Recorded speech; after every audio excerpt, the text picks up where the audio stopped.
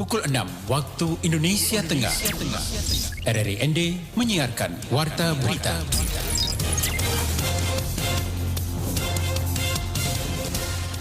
Selamat pagi pendengar, Anda kembali mendengarkan Warta Berita Daerah untuk edisi hari ini Kamis 7 April 2022. Sari Berita, belum semua kabupaten menempatkan human trafficking sebagai isu prioritas. Lokapol Mabar lakukan pemeriksaan sampel takjil di bulan Ramadan. Inilah berita selengkapnya bersama saya, Christine Senda.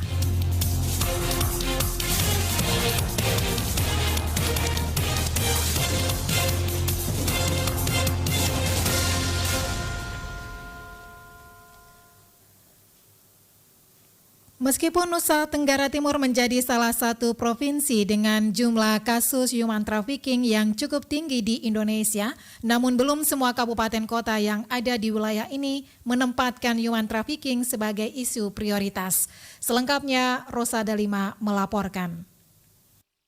Karena memang kan kami sebagai organisasi internasional tugasnya mensupport pemerintah ya, bukan menggantikan peran pemerintah. Padahal sistem operasi dan modus operandi pelaku human trafficking terus mengikuti kemajuan teknologi dan perkembangan zaman, termasuk mengelabui aparat penegak hukum dan pejuang kemanusiaan ketika menempatkan para calon korban, proses perekrutan dan pengawalan tersembunyi sejak keberangkatan hingga di lokasi. Demikian disampaikan Proyek Asisten 3 Counter Trafficking Organisasi Internasional untuk Migrasi IOM Unit Indonesia Ayu Hana Saima dalam dialog pagi bersama RRI terkait NTT bangkit putus mata rantai human trafficking. Ayu menjelaskan sebagai bagian dari Badan Migrasi PBB, salah satu tugas IOM adalah membantu pemerintah mempromosikan kerjasama internasional mengenai isu migrasi, membantu mencarikan solusi praktis atau masalah migrasi, dan memberikan bantuan kemanusiaan kepada para migran yang membutuhkan. Oleh karena sifat kerjanya membantu pemerintah, maka IOM selalu berkoordinasi dengan pemerintah setempat dalam penanganan kasus-kasus migran. Contohnya, kata Ayu, ketika memulangkan PMI bermasalah ke daerah asalnya, maka pemerintah daerah setempat wajib melakukan penanganan bersama IOM. Ini yang kerap menjadi kendala pihaknya di lapangan karena tidak semua kabupaten kota di NTT menempatkan human trafficking sebagai isu prioritas. Kadang itu kan ada daerah tertentu atau beberapa daerah itu yang tidak menjadikan perdagangan orang itu sebagai isu prioritas mereka. Misalnya ketika ada korban dari daerahnya mau dipulangkan atau misal mau direscue di tempat lain, ya mereka jadi kurang tanggap. Alasannya pasti yang paling sering kan, iya ini nggak ada nomenklaturnya. Hal senada juga disampaikan Ketua Dewan Pembina Padma Indonesia Gabriel Gua.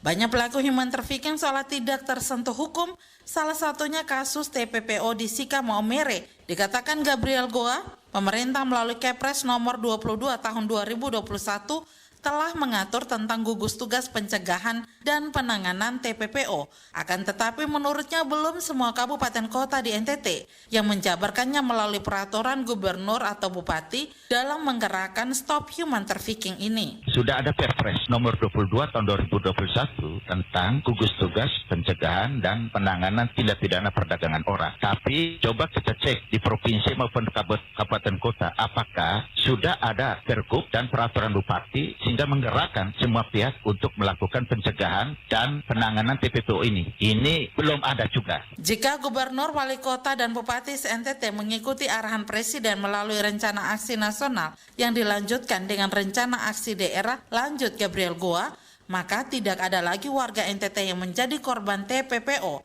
dan NTT juga tidak menjadi provinsi tujuan TPPO di Indonesia. RRI ND, Rosa Dalima melaporkan.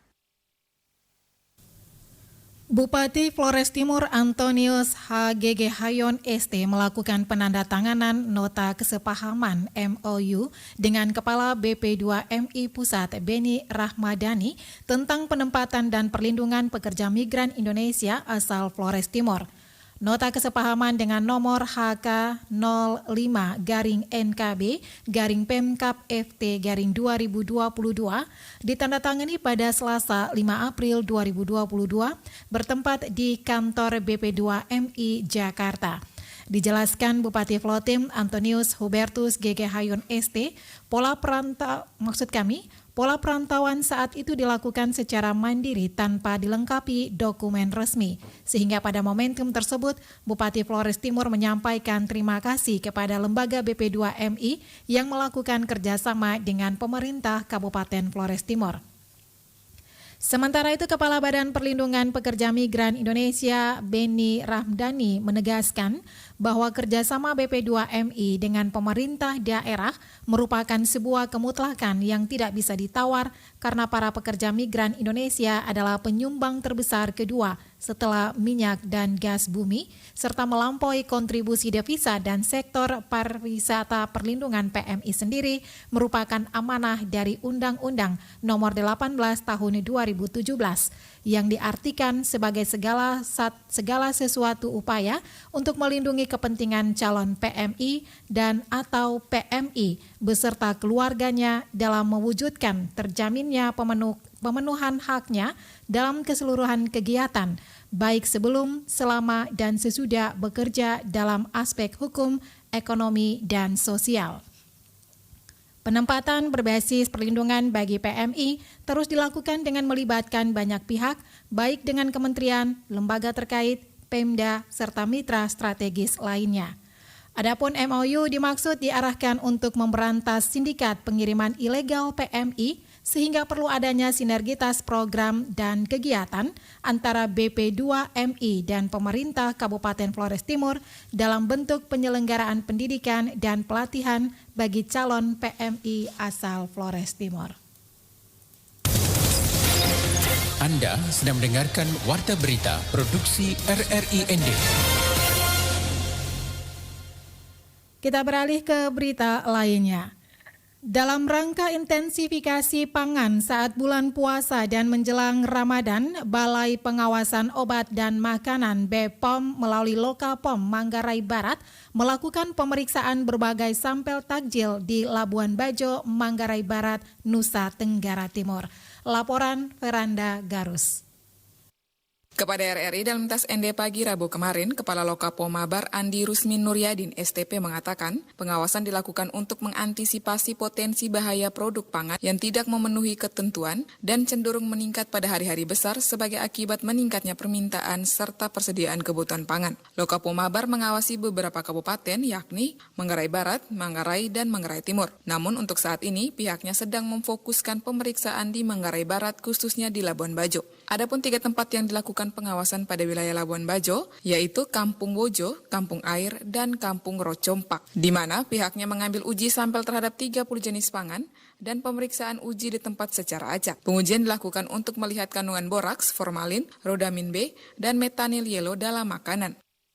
Untuk terkait pengawasan tajil ini memang kita fokus kepada penjual tajil karena kita ketahui bahwa itu adalah produk-produk yang saat sekarang ini masyarakat yang terutama teman-teman saudara-saudara kita yang beragama Islam membeli untuk mereka konsumsi selama di bulan Ramadan ini untuk berbuka puasa. Sehingga kami dari Lokapom Manggarai Barat sesuai dengan instruksi Ibu Kepala Badan POM untuk melakukan pengawalan dan pengawasan untuk menjamin bahwa produk-produk tersebut yang diolah atau dibuat oleh masyarakat dijamin keamanannya dan membantu serta menjaga kesehatan daripada masyarakat itu sendiri. Lokapom Mabar juga melakukan pengawasan pada sarana distribusi seperti gudang serta toko besar di Labuan Bajo. Jika ditemukan adanya penggunaan bahan makanan berbahaya, maka Lokapom akan memberikan edukasi serta pembinaan kepada para pelaku usaha sehingga produk tersebut akan segera diamankan agar tidak dipasarkan maupun dikonsumsi oleh masyarakat luas. Selain melakukan pengawasan pada bulan Ramadan atau program intensifikasi pengawasan pangan, pada dasarnya Lokapom Mabar selalu melakukan pengecekan setiap minggu. Badan POM berkomitmen untuk senantiasa mengawal keamanan pangan dan melindungi kesehatan masyarakat, terutama di masa darurat pandemi COVID-19.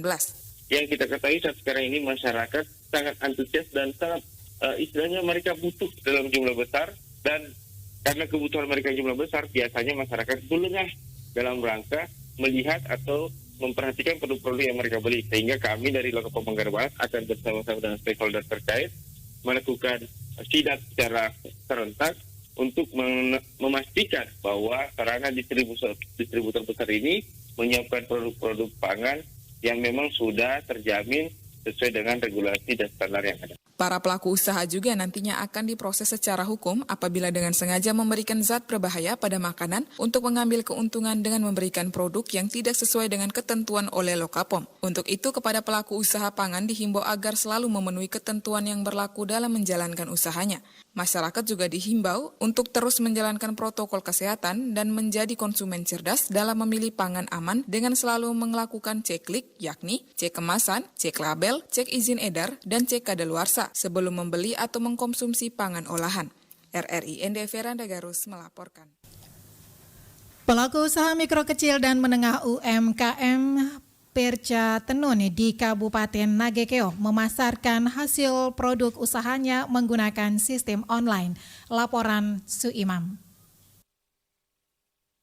Pelaku UMKM Perca Tenun Kabupaten Nagekeo, Francisca Lodo, kepada RRI Selasa 6 April 2022 menuturkan, selama ini produk usaha yang dikembangkan dari Perca Tenun yang dibuat seperti aksesoris anting, kalung, gelang, tas, dompet, selendang, bandana, masker, dan memodifikasi dari Perca Tenun itu ke gaun-gaun pengantin. Dijelaskan untuk memasarkan hasil produk usaha selama ini menggunakan sistem online yang mana penjualannya masih di dalam kabupaten sendiri, juga ke kabupaten tetangga seperti ND, Bajawa, Labuan Bajo, serta keluar daerah seperti Kupang, Kalimantan, sampai Jakarta. Online atau media sosial ini kan sangat memudahkan. Itu memang harus dimanfaatkan, apalagi sekarang tidak hanya kalangan dewasa, tetapi anak-anak pun itu sudah mampu menggunakan media sosial. Jadi bagaimana kita pelaku UMKM ini memanfaatkan momen-momen ini. Dikatakannya dari usaha yang digelut selama ini dirinya sudah bisa mempekerjakan 4 orang sebagai tenaga kerja dengan hasil per bulan yang didapat per orangnya sebesar 5 juta rupiah.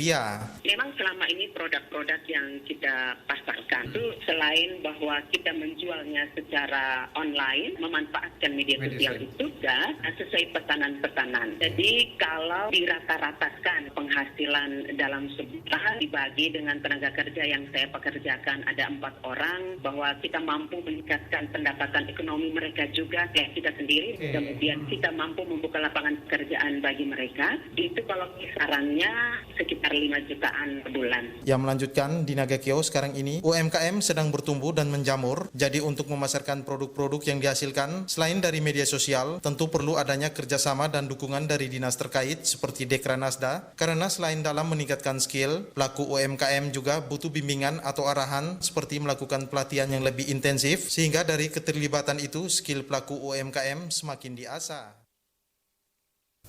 Sekian warta berita daerah pagi ini, mewakili seluruh kerabat kerja yang bertugas, saya Christine Senda, selamat pagi.